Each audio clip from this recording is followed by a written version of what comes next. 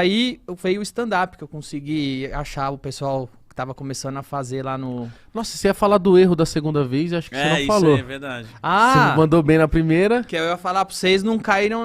Se um dia vocês fazerem stand-up e foram bem na primeira, não caiam nessa armadilha, cara. Porque você vai na primeira, você para, pensa, você sobe nervoso, sobe com medo, e isso ajuda a sua apresentação a estar viva. Porque você tá vivendo o momento. Só que aí você se dá bem, eu fiz isso. Aí a segunda vez eu falei, eu já sei fazer isso aí. Fui na lá, segunda? deram risada, agora sabe o que eu vou fazer? Eu vou falar de outras coisas. Aí eu subi lá, foi um lixo. O que era o texto? Eu nem lembro. O meu primeiro texto que eu fiz, que eu sentei, que eu escrevi, que eu pensei, eu lembro. Esse segundo eu nem lembro. O primeiro foi sobre o quê? A primeira piada que eu escrevi foi uma apresentação minha. Eu falei, a primeira vez que eu vou fazer show. A minha primeira piada foi... eu escrevi, olha, minha primeira vez fazendo isso e fiquem tranquilos, porque se minha primeira vez aqui for igual minha primeira vez na cama, vai ser mais rápido do que vocês pensam. Boa, A galera já veio. Aí foi a primeira de todas. Depois eu tava lá na cozinha escrevendo, minha mãe tava na sala vendo Roda-Roda. Roda-Roda do Silvio Santos, nem tinha Jequiti. Na época passava tipo 6 horas da tarde, todo dia passava Roda-Roda. E eu tava escrevendo na cozinha o texto que eu ia apresentar. Pela primeira vez, aí eu ouvi minha mãe falando com a TV. Mas é S, burro, não é, errou a palavra. Aí eu escrevi sobre isso.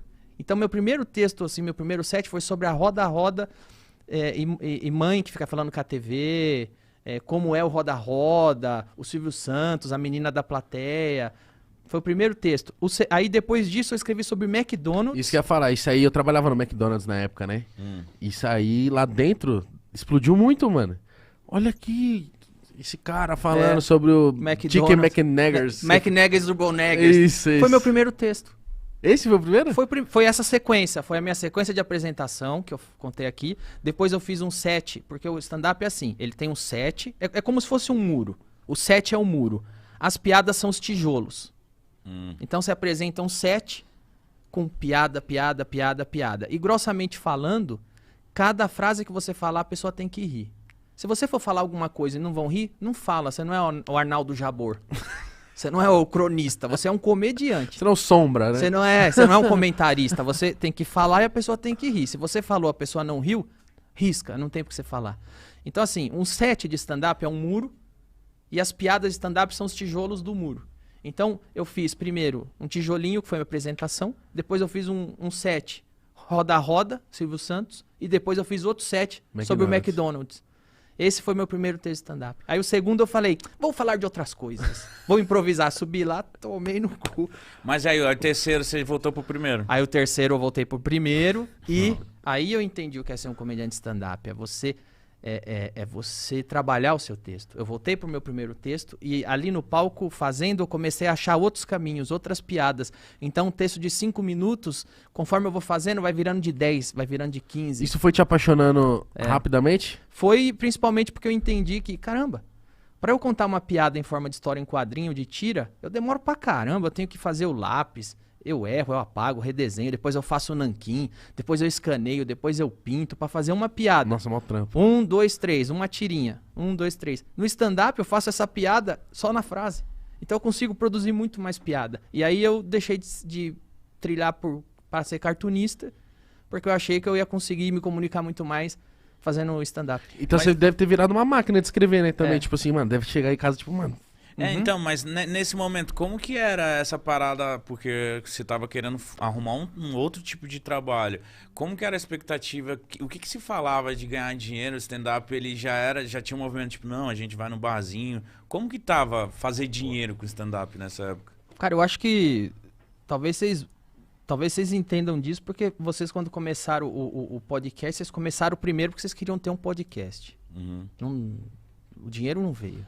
Não. Eu tava muito feliz em fazer, porque eu já tinha minha fonte de renda apertadinha lá, eu já tinha meu trabalho. Ali estava tendo prazer, tava ali, tirando... Exato, ali era uma fuga, ali eu só estava fazendo o que eu gosto.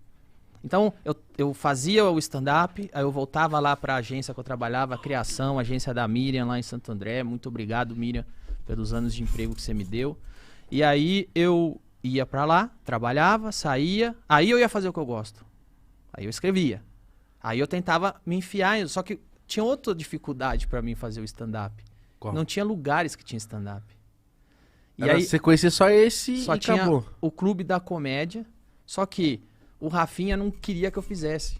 Por quê? Aí não sei. Então eu chegava lá no Clube da Comédia, o Oscar faltava, me chamava pra ir no lugar dele. Porque eu tinha uma coisa ruim e uma coisa boa. A coisa ruim é que só tinha o Clube da Comédia. E a coisa boa é que não tinha mais ninguém fazendo. Então você tava sempre sendo escalado. Então quando o Oscar viajava, o Márcio Ribeiro... Puta, o Márcio Ribeiro foi muito legal comigo, assim. Eu tenho muito carinho por ele até hoje. Só que ele vivia doente. Aí o Márcio Ribeiro ia internado, não tinha quem chamar pra cobrir. Então eu era um meio D'Artagnan. Tipo, ter os 3 mosquiteiros e o D'Artagnan. Eu era esse cara, eu era o cara que eu fui crescendo independente. Só que chegou uma época que aí o Rafinha não queria mais que eu fizesse esse Clube da Comédia. Aí eu falei, então eu vou fazer... Aí ele brigou com o Márcio Ribeiro também, o Márcio Ribeiro saiu.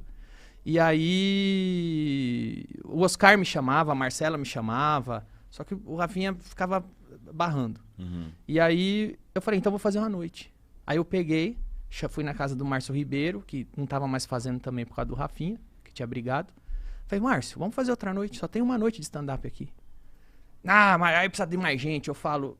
Tem uma menina em Santo André, que eu conheci fazendo stand-up. Ela é de Santo André, mas eu conheci ela fazendo stand-up. Chama Dani Calabresa. Nossa. Dani é maravilhosa. A gente chama ela. Ela é afim de fazer. Aí junta o Luiz França, que tá no Beverly Hills, que é um outro focozinho que tem lá. Já tem 4 pessoas. Eu, Dani Calabresa, Márcio e Luiz. Tá bom. Então, aí eu peguei, eu criei o nome Comédia ao Vivo. Comédia ao Vivo existe até hoje, é o show mais antigo de stand-up, foi eu que criei. Toda quinta, né? Eu acho que é no Renaissance. Eu criei o nome, eu criei o logo, eu fiz a apresentação, ajudava todo mundo no texto pra ter material. É seu ainda? Não, porque depois deu outro rolo aí. Tá. Um dia eu conto, mas não é meu mais. Dá uma passada de perna, mas foda-se. Tamo aí. Mas aí, cara...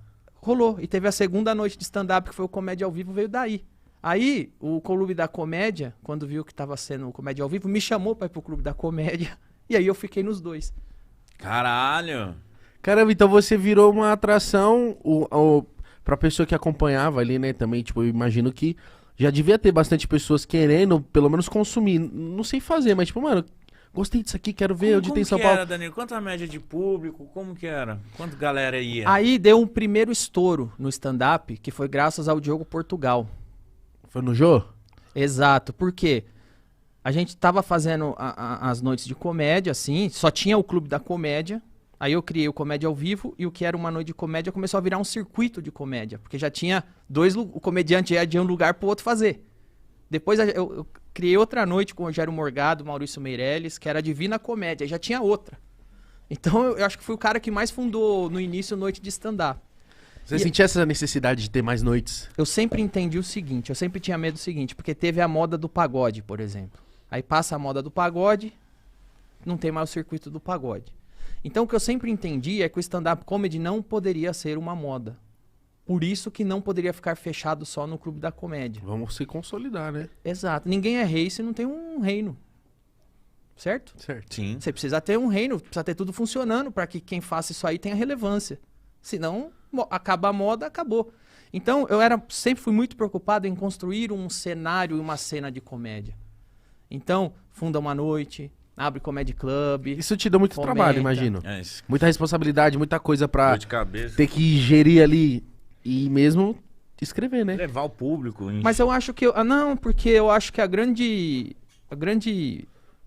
coisa que eu fiz com comédia ao vivo é que durante muitos anos o Clube da Comédia não recebia tanta gente novata, porque tinha essa resistência lá.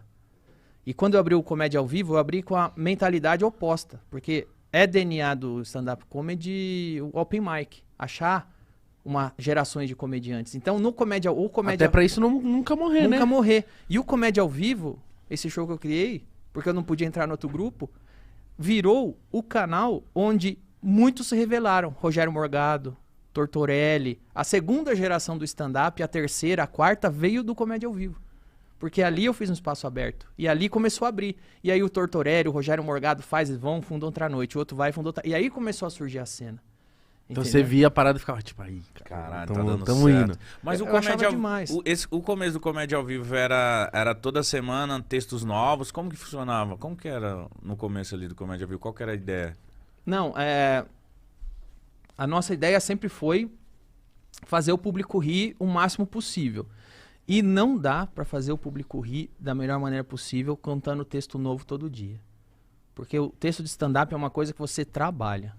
Não dá. Às vezes eu vejo assim, hoje as coisas estão... Não tô julgando colega nenhum, porque os tempos mudaram mas hoje eu vejo assim, o comediante hoje, alguns viram postadores de vídeos, não comediantes que constroem shows de comédia.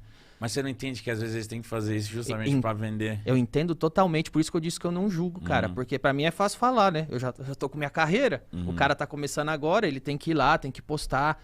E o cara dá certo, o cara ganha o público dele. Mas o stand-up às vezes não é só o que você tá vendo no Instagram. Às vezes você vê no Instagram uns resquícios de coisas que as pessoas podem achar que não tem graça. Fala, mas isso aí encheu o saco, isso aí não tem graça. Ah, que bosta piada. Claro, porque você tá na obrigação de postar todo dia. Um material bom, quando você vê um comediante legal, ele demorou muito pra chegar naquilo. Então... Lapidou muito, Lapidou. Né? Você vai, você conta. Se a pessoa não riu, você volta pra casa e repensa a piada. Você mudou uma palavra, né? Que já faz toda a diferença. Eu fui muito na casa dos meninos, né? Quando eles moravam junto, o Thiago Ventura, o Batata e o Afonso. Se eu não me engano, eram eles que moravam juntos, assim. E eu já vi eles criando o processo criativo.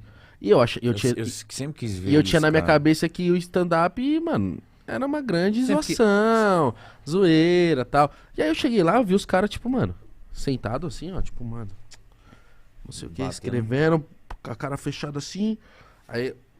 Aí tinha um lugarzinho onde eles iam lá, como se fosse um palquinho. Aí tinha um caixote, eles subiam, contavam piada. E via se funcionava pra eles mesmo. Nossa, muito louco. Aí eu falava, nossa, mano, o processo criativo da parada, tá ligado? Muito louco. É muito, muito, muito louco. Você sabe que pela primeira vez na minha carreira, depois de todos esses anos fazendo, eu consegui fazer uma coisa que eu não achei que eu conseguiria. Que é, eu tô com um solo novo, e esse solo novo, grande parte dele surgiu comigo falando coisas no palco sem escrever. Caralho. Eu fui lá, então eu comecei um dia, eu subi, eu tava puto que eu tomei um processo. Aí eu não vou falar quem quiser vai no show, senão eu vou dar uma gorda aí. Aí eu subi puto. Mano, não foi eu, tá ligado? Aí eu subi puto no palco e falei, puta merda, essa gorda me processou de novo e não sei o que lá. Aí riram. Eu só fui desabafar, riram. Eu falei, beleza.